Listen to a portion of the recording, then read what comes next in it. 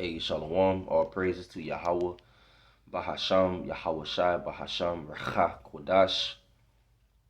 Double honors to my apostles that rule well at Great Millstone. Peace and blessings to the hopeful elect that's pushing this truth throughout the four corners of the earth. To you I say Shalom. These heathens do not care about you Israelites, okay? These heathens don't care about you Israelites. You Israelites consist of you so-called Negroes, you so-called Hispanics, you so-called Native Americans, you so-called African Americans, you so-called Latinos, you so-called Seminole Indians. You are the Israelites. You're God's chosen people. All right? And these heathens do not care about you.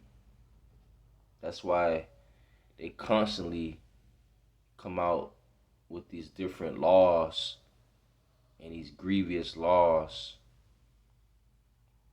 to keep us down. Okay? These heathens don't care about you Israelites, especially you Israelite men. These heathens don't care about you Israelite men or women, but especially you men, because the men contains the seed. You are what your father is. Okay? In wartime, when a seizing take place or a capturing take place, they usually, preserve the women, but they kill off the men. Why is that? Because the men contains the seed. You are what your father is. Okay? So I want to bring out the account in the Old Testament, in the book of Exodus, chapter 1. And we can start at verse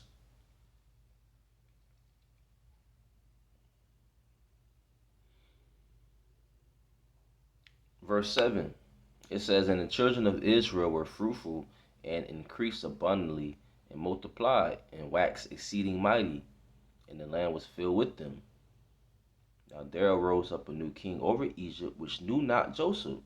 And he said unto his people, Behold, the people of the children of Israel are more and mightier than we. Come on, let us deal wisely with them, lest they multiply, and it come to pass that when there falleth out any war, they join also unto our enemies and fight against us, and so get them up out of the land. Therefore they did set over them taskmasters to afflict them with their burdens, and they built for Pharaoh treasure cities, Pithom and Ramses." Verse 9, he said unto his people, Behold, the people of the children of Israel are more and mightier than we. Right, we're the majority, man. It's 12 tribes. And our people are scattered throughout the four corners of the earth. That's why they go so hard to try to oppress us, because they don't want us to raise up. They don't want us to rise up. Because we are the majority. If we all come together, we're going to dominate these heathens. You see? But, the elect,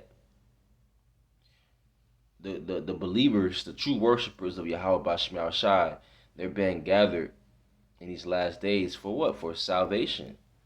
Okay? The elect of Israel are being gathered for salvation, to receive salvation in these times, to be saved from our enemies. Okay?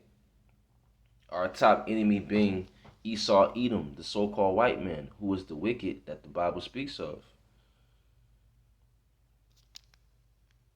So we're mightier than these different nations, man. We're stronger than them, and they know it. We do everything better than these different nations, and they know it. That's why they envy the children of Israel. That's why they hate us. Okay? This is Exodus chapter 1, verse 12. But the more they afflicted them, the more they multiplied and grew. And they were grieved because of the children of Israel. These people are grieved because of us. Verse 13, the Egyptians made the children of Israel to serve with rigor.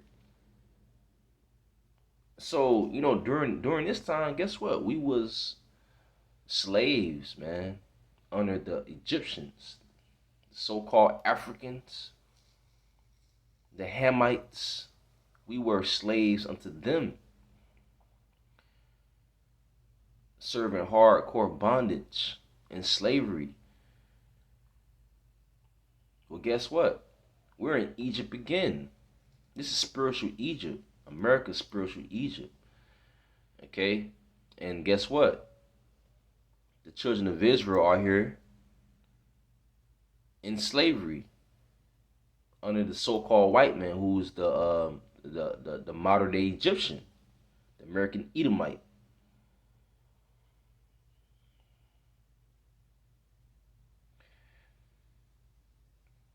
This is verse 14. They made their lives bitter with hard bondage in mortar and in brick and in all manner of service in the field. All their service wherein they made them serve was with rigor. That sounds like today.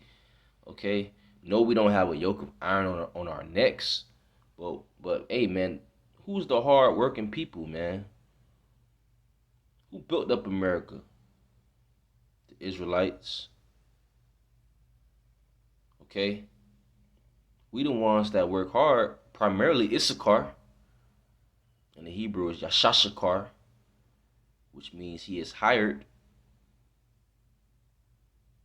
They some hard workers, man, and ultimately all of Israel. Verse 15, and the king of Egypt spake to the Hebrew midwives, of which the name of the one was Shiphrah, and the name of the other Puah. And he said, when ye do the office of a midwife to the Hebrew women, and see them upon the stools, if it be a son, then ye shall kill him. You see that? They want us. They want us. They look down on us, man. All these different nations. They want us destroyed. That's why they're doing wickedness to us and evil to us. Okay, these different nations don't care about us, man. It says, but if it be a daughter, then she shall live.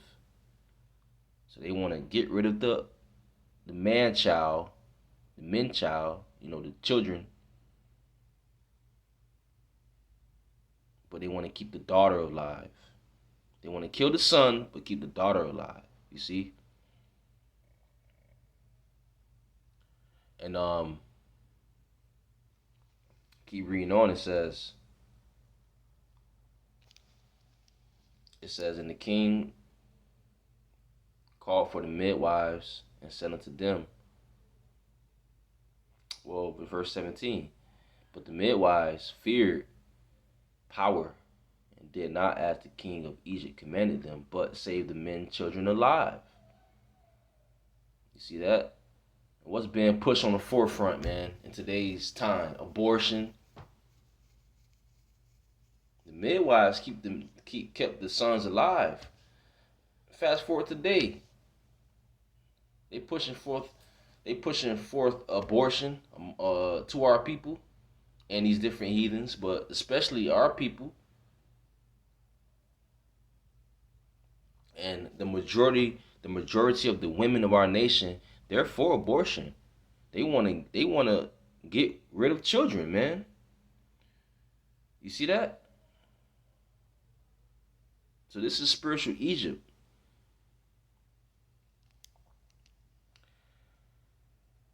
Verse 18, and the king of Egypt called for the midwives and said unto them, Why have ye done this thing, and have saved the men children alive? And the midwives said unto Pharaoh, Because the Hebrew women are not as the Egyptian women, for they are lively and are delivered ere the midwives come in unto them. Therefore power dealt well with the midwives, and the people multiplied and waxed very mighty. And it came to pass, because the midwives feared power, that he made them houses. And Pharaoh charged all his people, saying, Every son that is born ye shall cast into the river, and every daughter ye shall save alive. Once again, these heathens, they don't care about you Israelites, man. They don't even care about their own people. But they care about their own people more than you Israelites. But Jake always want to hold hands with the so-called white man and these different heathens, man. Jake always they always want to join hands with the enemy.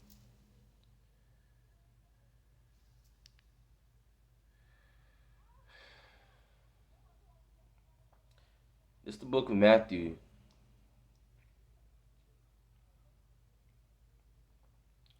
This is Matthew chapter 2. Verse 1. Now when Yahushua was born in Bethlehem of Judea in the days of Herod the king, behold, there came wise men from the east to Jerusalem, saying, Where is he that is born King of the Jews? For we have seen his star in the east, and are come to worship him. When Herod the king had heard these things, Herod was an Edomite. He was troubled, and all Jerusalem with him. So Herod was troubled. He's a king, but he was troubled. You see? They don't want us to rise up to power. That's why they try to keep us down. That's why they be having these different summit meetings to try to keep us down, man.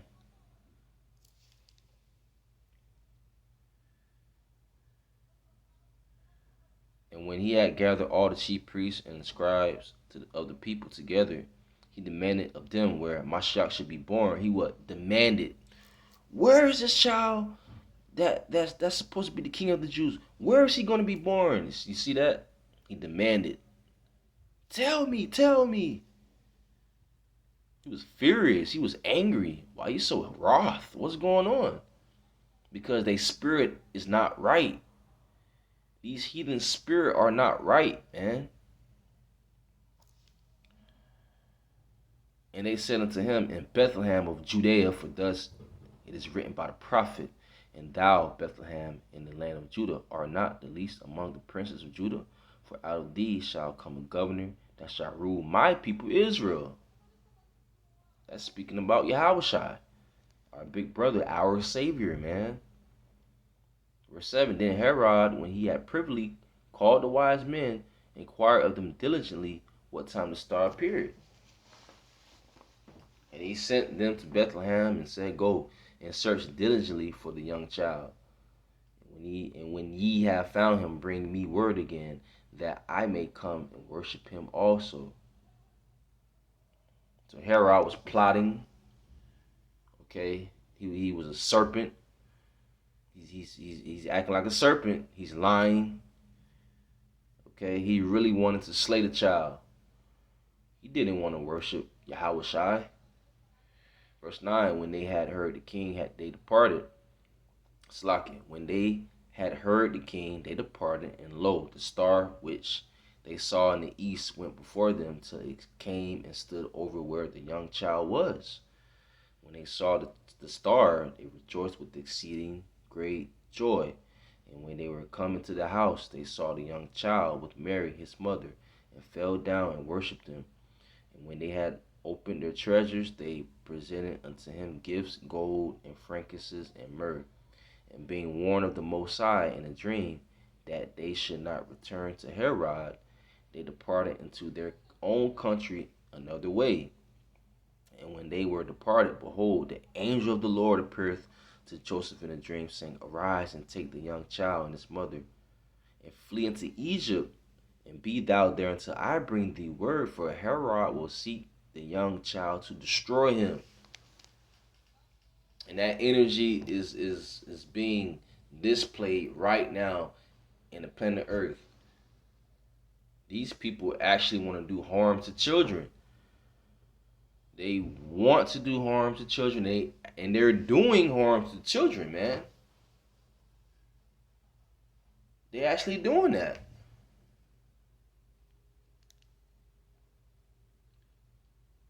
Verse 15.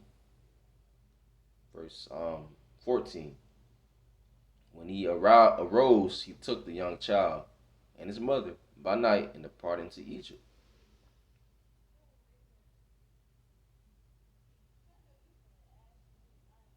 All right. So that's the point right there.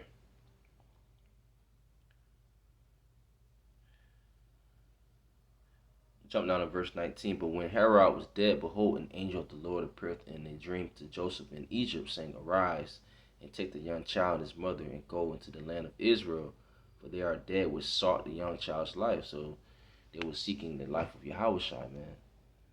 Okay. This is Psalms 83. Psalms 83 verse 1. A song or a psalm of Asaph. Keep not thou silent, O power, hold not thy peace, and be not still, O power. For lo, thy enemies make a tumult, and they that hate thee have lifted up the head. Because these enemies hate Yahweh Ba'ashem Yahushai. They have taken crafty counsel against thy people, and consulted against thy hidden ones. And the hidden ones are the Israelites. They have said, Come and let us cut them off from being a nation, that the name of Israel may be no more in remembrance. For they have consulted together with one consent. They are confederate against thee. And when you read down, it shows you the different nations. The tabernacles of Edom, and the Ishmaelites, of Moab, and the Hagarenes, Jabal and Ammon, and Amalek, the Philistines with the inhabitants of Tyre. Ashur also is joined with them. They have Hopen the children of Lot, Salah. Okay, the tabernacles of Edom, the Ishmaelites, the Moabites. These different nations they come together on one consent to what? To find out different ways to oppress the children of Israel.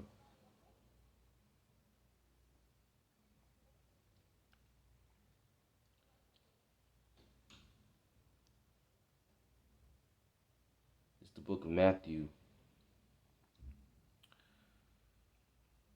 No, this is Luke. Yeah, Luke chapter 1 verse 78, I believe.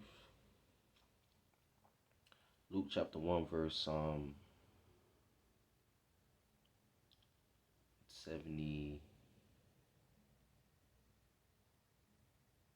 68.